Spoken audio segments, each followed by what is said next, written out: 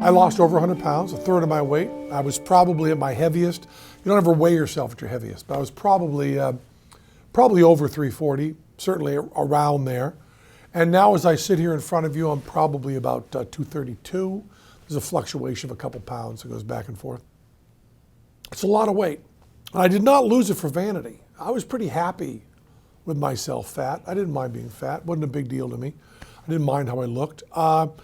But my health was getting bad. I didn't even mind how I felt very much. I didn't mind, not being energetic and stuff, but I started having blood pressure that was stupid high, like, English voltage, like 220, even on blood pressure medicine.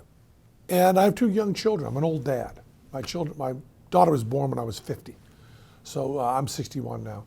And my life expectancy, the actuary tables were crashing down. And the doctor said that I had to get a stomach sleeve.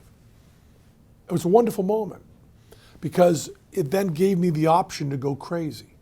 If you're going to surgically do something to me to stop me from swallowing, that means I don't have to worry about doing a sane diet. I can get nutty.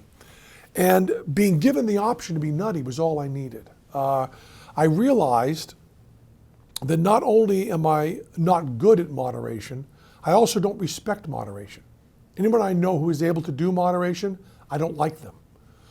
The people I respect and love are people that go wild. I mean, I don't want to go into Kerouac here, but the mad ones. No one brags about climbing a nice little slope. You brag about climbing Everest. So once my friend Ray Cronice, who I call Cray Ray, once Cray Ray told me that I could lose the weight, but it was going to be really hard, it got really easy. Once you make something a challenge, it makes something I can brag about, I can do it. So I wrote this book about me. It has more first-person singular in it than a Donald Trump speech. I don't write about you. If you take medical advice from a Las Vegas magician, you are an idiot who deserves to die. You have to do this for yourself and with your proper medical professionals. That being said, the first thing Cray Ray and I wanted to do was change my way of eating. It turns out everything about eating is habit. It's all habitual.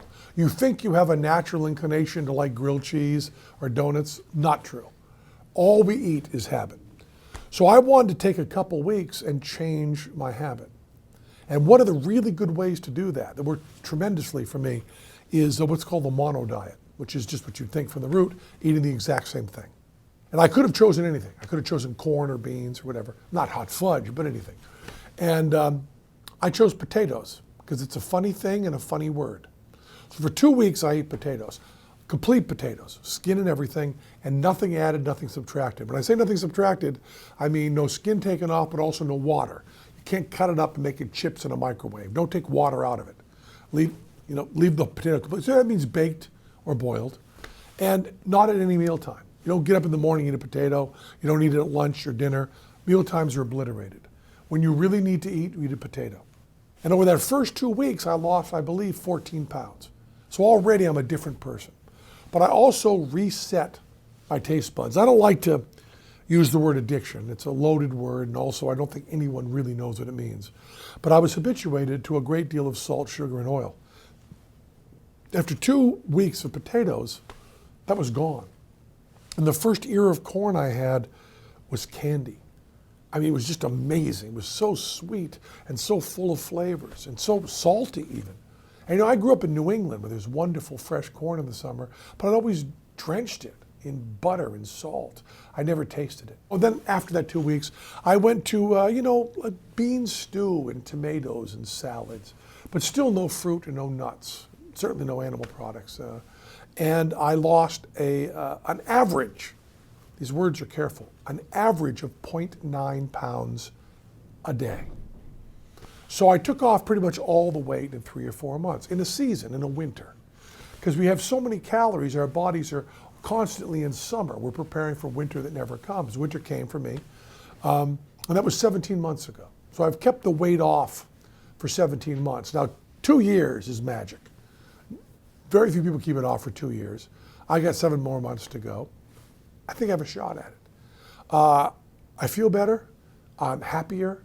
I'm off most of my blood pressure meds, not all of them. It takes a while for the the vascular system to catch up with the weight loss. I have more fun. I believe I'm kinder. I'm embarrassed about that because I'm an atheist, as I've covered to this very camera before. So I should not believe in a mind-body separation.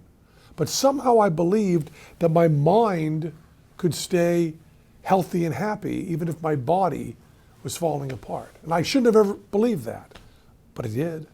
And now that I'm lighter, I feel lighter and I feel happier.